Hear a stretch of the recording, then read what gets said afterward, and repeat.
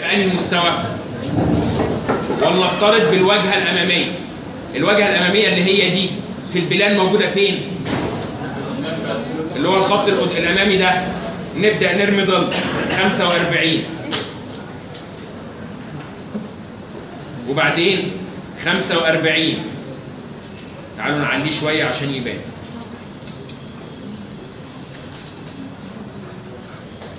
مين اللي قابل الأرض الأول؟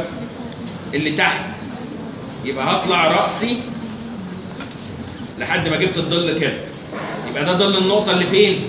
اللي فوق من هنا اللي هي ده اهي. طب اللي تحت فين؟ على نفسها. يبقى الخط ده ظل والخط ده ظل اهو. نبدأ نتقله.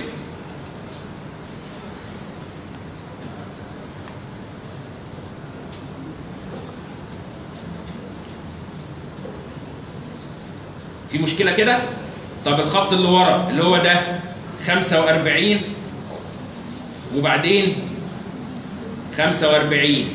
مين اللي قابل الأول؟ ده. يبقى الظل فين؟ أهو.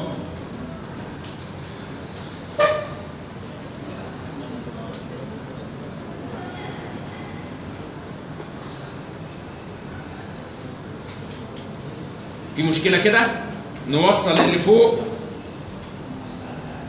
ونوصل اللي تحت. يبقى الظل بتاع الجنب بتاعي انا رميت الجنب الاول مش مشكله. انا رميت الجنب الجانبي مش الامامي. رميت ده بقى ده الظل بتاعي. في مشكله كده؟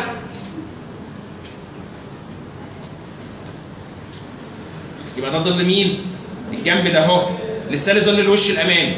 الوش الامامي انا جبت منه نقطتين اللي هو ادي واحده اللي هي فين؟ دي والارضيه. نرمي الثانيه 45 و45. مين اللي قابل الاول؟ هنا. يبقى ده ظل النقطه.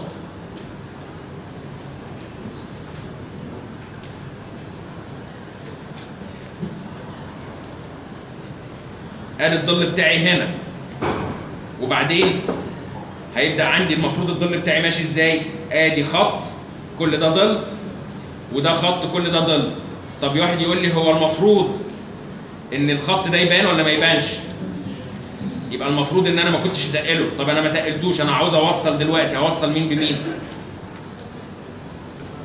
هوصل ده اهي بده اهي.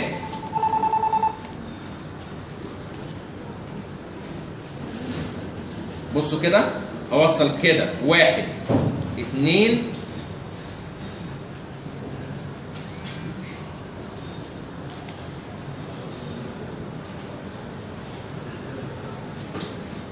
ظل المستوى الثاني هو ده يا جماعه. ثانيه واحده.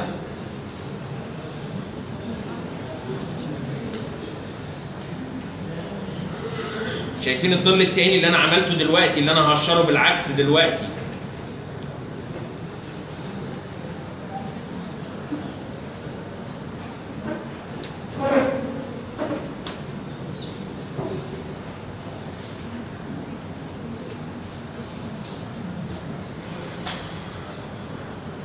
شايفين الجزء ده كل ده بكل ده؟ ده ظل المستوى الامامي. المفروض انه تداخل معاه. يبقى انا دلوقتي ما استفدتش اي حاجه. لسه لي ظل مين؟ اللي فوق. انا رميت ظل القداماني وظل الجانبي. لسه لي ظل اللي فوق.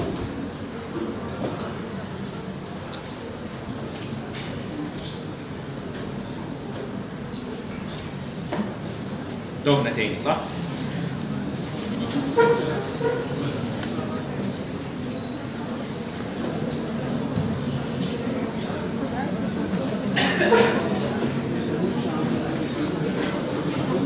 تاني يا شباب بعد اذنكم.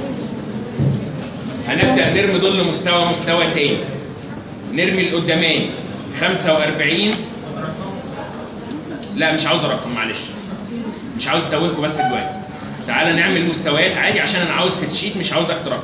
1 2 3 4. حد كده يقول لي ظل المستوى الامامي فين دلوقتي؟ النقطة الأولانية دي 45 رأسي 45 يبقى دي الأولانية، وبعدين اللي جنبها دي 45 رأسي 45. يبقى أنا عندي المستوى ده ضله فين؟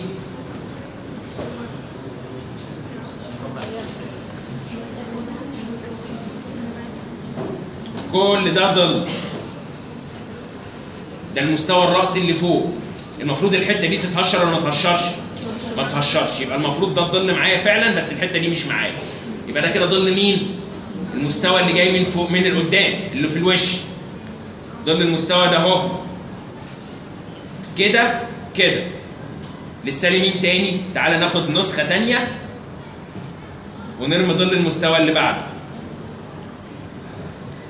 ولنفترض الرأس 45 45 45 وهكذا، ونبدأ نشوف النقطة دي فين فوق. هي دي قبلت هنا طلعنا رأس. النقطة دي فين؟ هي دي تاني، يبقى 45 ورأس. النقطة دي فين؟ اهي. والنقطة دي 45 و45 تاني قبلت رأس. يبقى شكل الظل بتاعي فين؟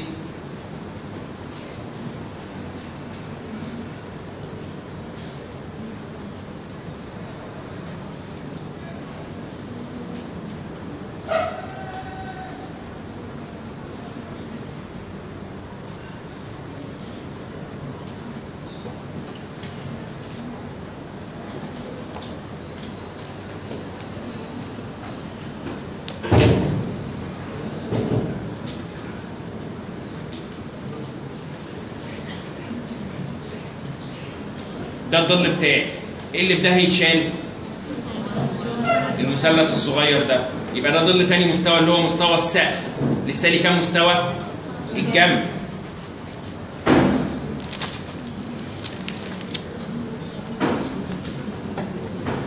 نرميه ازاي؟ نفس النظام، 45 من هنا 45 من هنا واطلع رأسي، و45 45 واطلع رأسي. يبقى الظل بتاعي فين؟ هو ده. نحط بقى الثلاثة على بعض. أنا بس بوريكم دلوقتي احنا هنعمل تاني الكلام ده الثلاثة على بعض.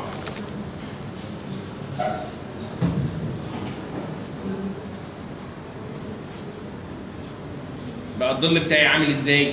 عبارة عن الكتلة دي والكتلة دي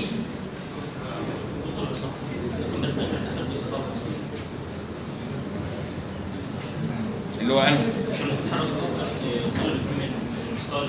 لسه اللي ورا كمان. لا اللي الجنب اللي هنا ماشي. اوكي ثانية واحدة. الظل جاي من هنا صح. ماشي تمام كلامك مظبوط. هنا المستوى ده انا برمي ده يا جماعة، مش برمي ده.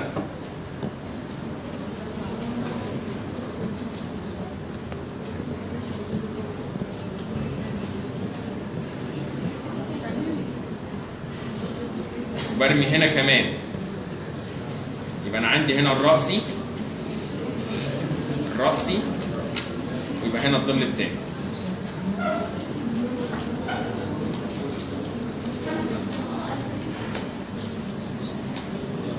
نحط بقى الثلاثة على بعض.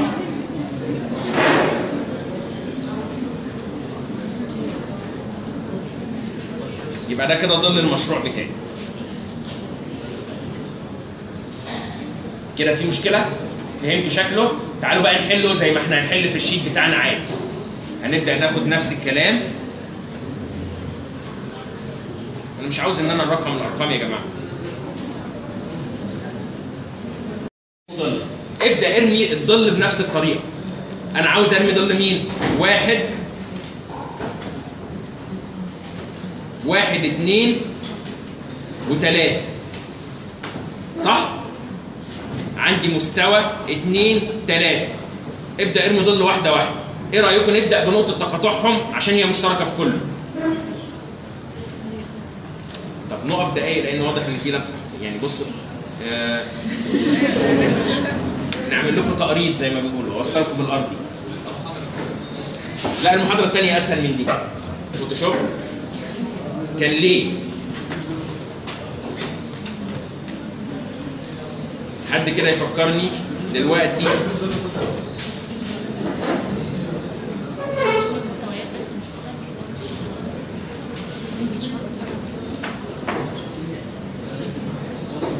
دي كانت كتله قدامي اهيت وانا شايفها بلان، ورحت راملها ضل.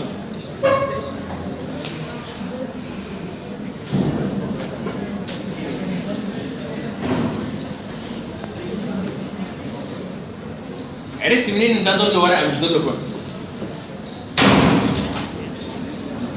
لو انا جيت مسكت البتاع ده كده ورحت جاي عامله كده، انا شايف ده نقطه وده نقطه وده انتوا كده مش شايفين طبعا. المفروض ان ضل الكتله بيبقى واصل للارضيه، طالما هي واصله للارضيه يبقى انا عندي مستوى 2 3 مرمين ضلهم. طول ما المستوى ده طاير في الهواء مش مرمي له ضل لحد ما واصل للارض يبقى ده ما هواش كتله، يبقى ده مستوى. تعالوا هنا كده نتكلم. لو انا جيت على دي ورحت جاي موصل وعامل كده،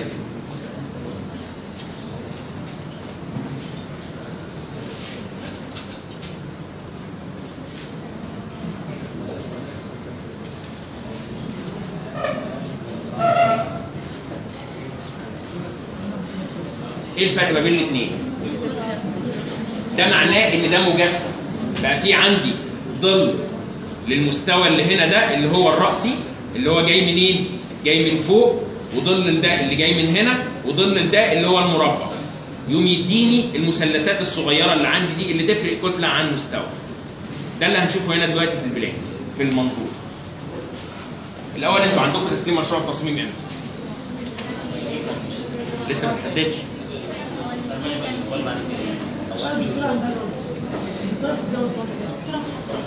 دكتوره في الجوده على فكره الكليه كلها في الجوده.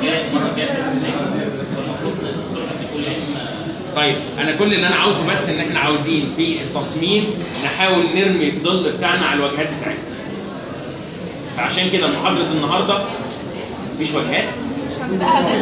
في واجهه رئيسيه. هترسموا واجهات؟ بس واجهه واحده.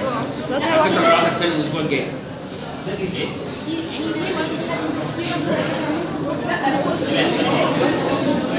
يعني انتوا ما عملتوش واجهات؟ في الماكيت يعني الواجهه هنرمي ظل من غير واجهات. طيب ان الواجهه ظاهره في الماكيت يا دكتور، هو وجهه النظر ان الواجهات ظاهره في الماكيت. معايا يا شباب لو سمحتوا.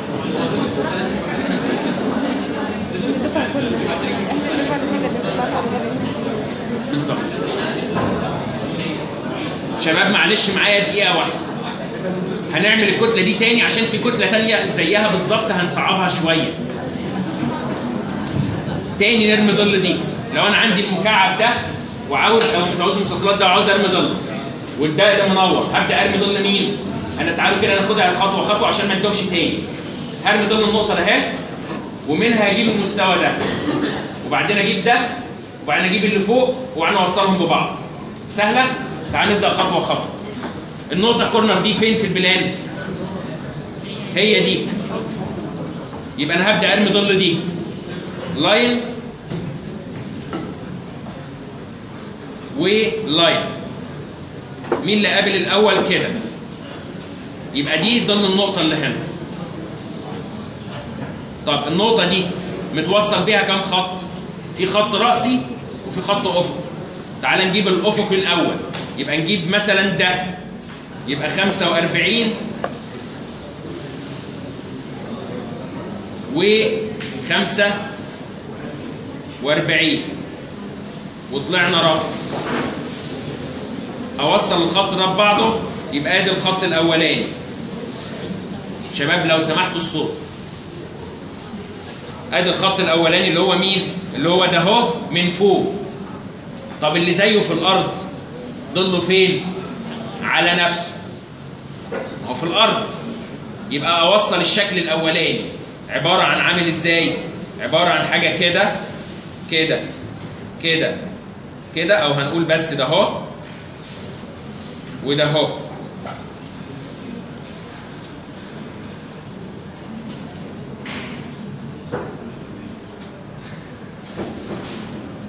تمام كده؟ ده اول شكل، اول فيس اللي هو الفيس انهو الامامي. تعالوا الفيس الجانبي، عندي منه كام نقطه؟ 2. جبنا منه 2، واحده فوق هنا والتانيه على نفسها في الارض. يبقى الخط الاولاني ده اهو موجود في الفيس التاني اللي هو الخط الرأسي ده اهو بتاع الكورنر، مشترك.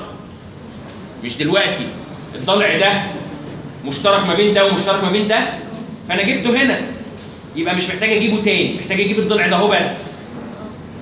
تعال نجيب الضلع ده بس اللي هو فين؟ اللي هو اللي ورا 45 45 واطلع راس.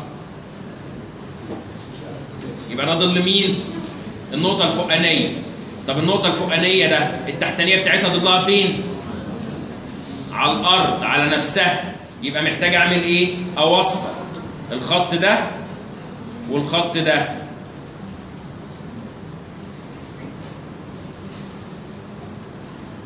طب والرأسي اللي هو ده اهو فين هو؟ أنا جبت النقطتين بالفعل، أدي واحدة وأدي التانية، يبقى محتاج أوصل مين؟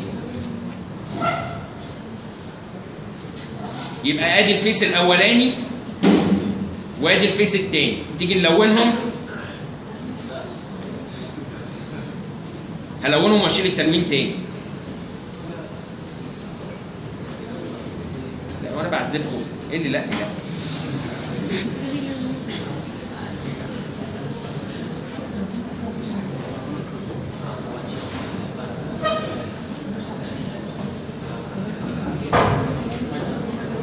ادي الفيس الاولاني وادي الفيس الثاني.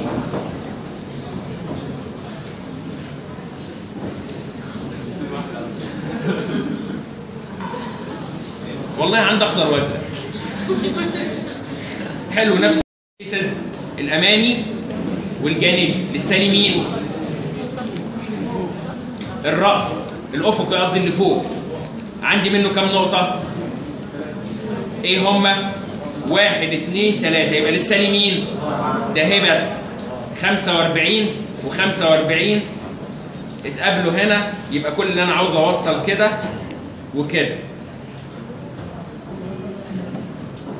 في مشكله كده؟ عاوز بقى اهشر الضل. هشره ازاي؟ 1 2 3 4 كل دول معايا. في مشكله كده؟ سهلة؟ طيب تعالوا بقى افرض جدلا ان اخينا ده كان رخم شوية وراح عامل كده. مش على فكرة مش هيبقى رخم قوي يعني.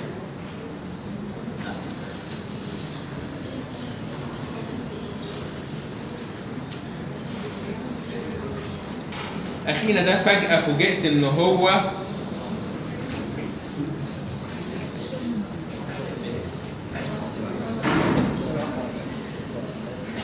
عمل كده. ده معناه ايه؟ اتهور وطار في الهواء. كتلة طايرة في الهواء. طب اعمل ضل ايه؟ نفس اللي عملناه من شوية بس هيطلع مختلف شوية. تعالوا نجربه تاني. ها نبدأ بأني فيس زي ما عملنا. نبدأ بالكورنر اللي ناحيتي. هبدأ بأول حاجة الكورنر اللي ناحيتي 45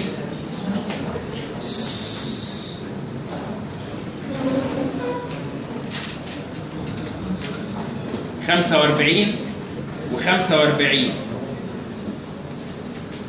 وبعدين هطلع رأس. يبقى ده ضل أول نقطة الكورنر اللي ناحيتي. أنا بعمل هاني فيس اللي قداماني. عاوز بقى الكورنر اللي تحت عشان أجيب الضلع الرأسي. يبقى 45. هناك أنا ما كنتش بجيب النقطة دي ليه؟ كانت موجودة على الأرض فضلها على نفسها. مين اللي قابل الأول؟ ده نزل لتحت. شايف أول ما قلنا نزل تحت اللي حصل؟ ينفع اوصلهم ببعض؟ طب المفروض اعمل ايه؟ اجيب نقطه في النص. طب واحد يقول لا مش هجيب نقطه من النص، هو المفروض ظل الخط ده عامل ازاي؟ ادي نقطه وادي نقطه، والظل الخط ده راس موازي للوجه، يبقى في الوجه ظله عامل ازاي؟ راس، وفي البلان ظله عامل ازاي؟ 45. يبقى على طول من غير ما اوجع دماغي هرسم الخط ده هنا وارسم الخط ده 45.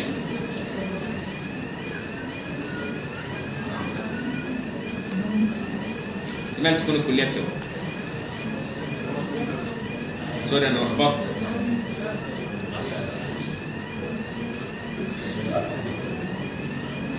صح كده؟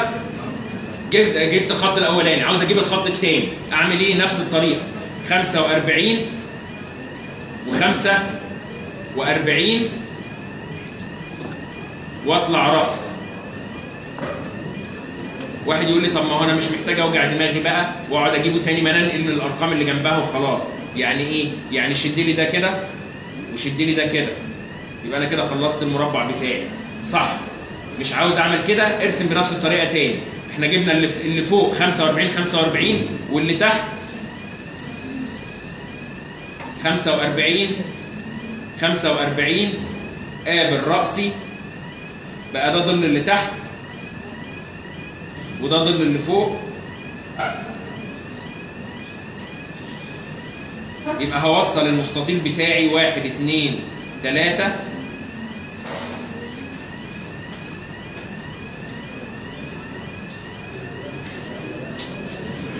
هما بيجربوها بس بيشوفوا شغاله ولا لا.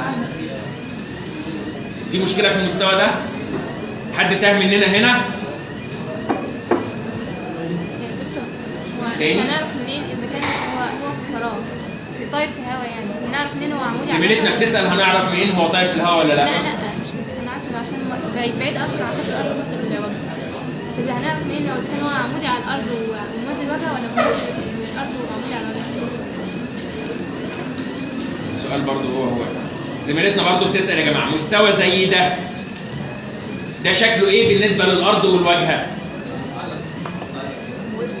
عمودي على دي وعمودي على دي، بس هتلاقي منه ضلعين موازيين وضلعين مش موازيين. هي بتسال امتى اقول 45 وامتى اقول كراس. شوف انت بترمي انهي خط دلوقتي. انا برمي الخط ده بالنسبه للواجهه ايه؟ عمودي، وبالنسبه للارض موازي. طب برمي الخط ده بالنسبه للواجهه موازي وبالنسبه للارض عمودي. شوف انت بترمي انهي خط واحسبيه. لخبطت معاكي خدي نقطه في النص وارمي لها ضرب. طيب كده انا رميت انهي مستوى يا شباب؟ القداماني. عاوز ارمي مين تاني؟ الجنب ده والراسي اللي فوق. نبدا بالجنب ده. عندي منه كام ضلع؟ عندي منه نقطتين، يعني ضلع اللي هو القداماني ده اللي هو ده اهو وده اهو. يبقى محتاج ارمي اللي ورا 45 و45. طلعت راسي، يبقى دي النقطة الخلفية اللي تحت. عاوز اجيب النقطة الخلفية اللي فوق، ادي 45 وادي 45 ورأسي. بقى عندي المستوى الثاني عبارة عن ايه؟ عبارة عن ايه؟ ده الخط القداماني، خط عامل كده. والخط الرأسي فين؟ هو ده. وادي الخط الثالث. فين الرابع؟ الرابع ده اللي هو مين؟ اللي هو ده اهو من تحت. ادي نقطة وادي نقطة. اوصلهم ازاي؟ 45 رأس. عرفت منين؟ ان انا هعمل كده وبعدين كده. واحد يقول لي انا ما عرفتش، مش عارف اجيبها.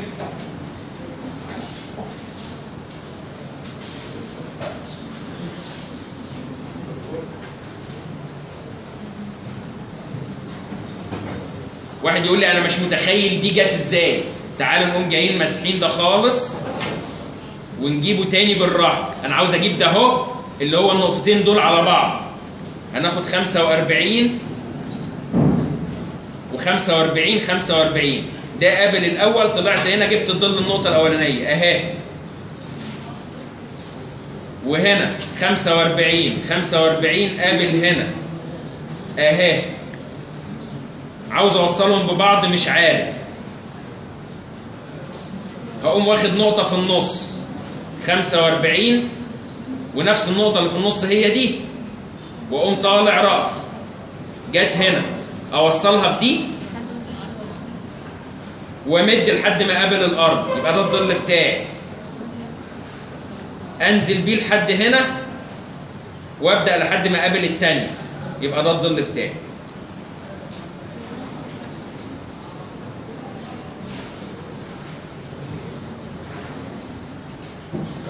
ماشي كده؟ يبقى انا عندي ده المستوى الاولاني وده المستوى الثاني.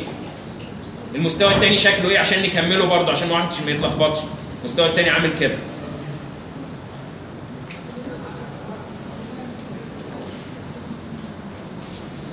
نلونه.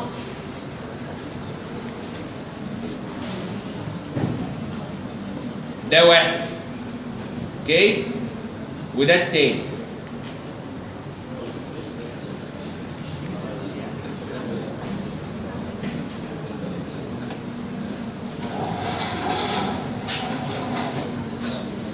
وده التاني.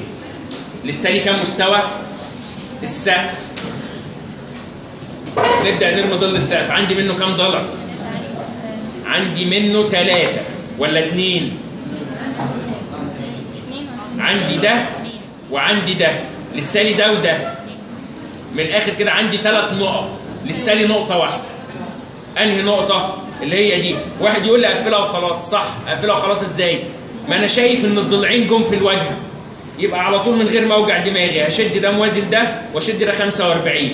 لخبطت ما تعملش حاجه، ارمي الضل عادي خالص. 45 من هنا راسي 45 ادي النقطه وصلها.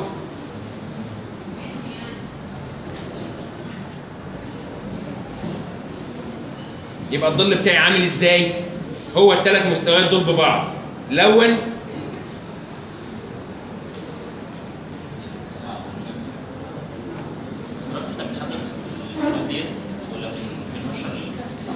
بتهشر اللي جوه بس ما بتحددليش الحدود بتاعتها.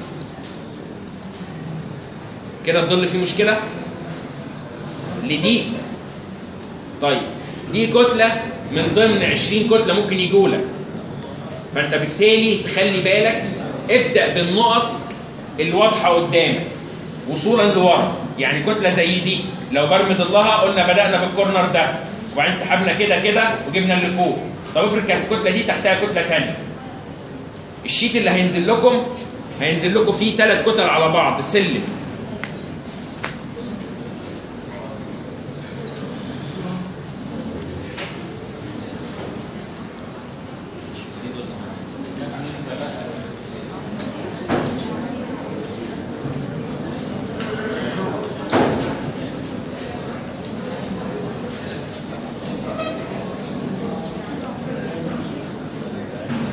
وراح فين؟ مش دي الشتات اللي نزلت لكم؟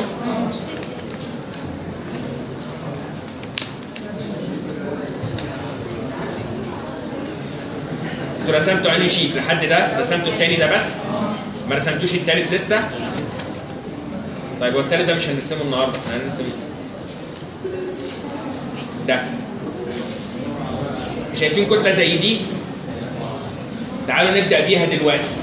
دي تقريبا نفس اللي انتوا عاملينه بس هناخد ريست دقايق ونرجع نحل الشيت ده. ثانيه واحده. نعم.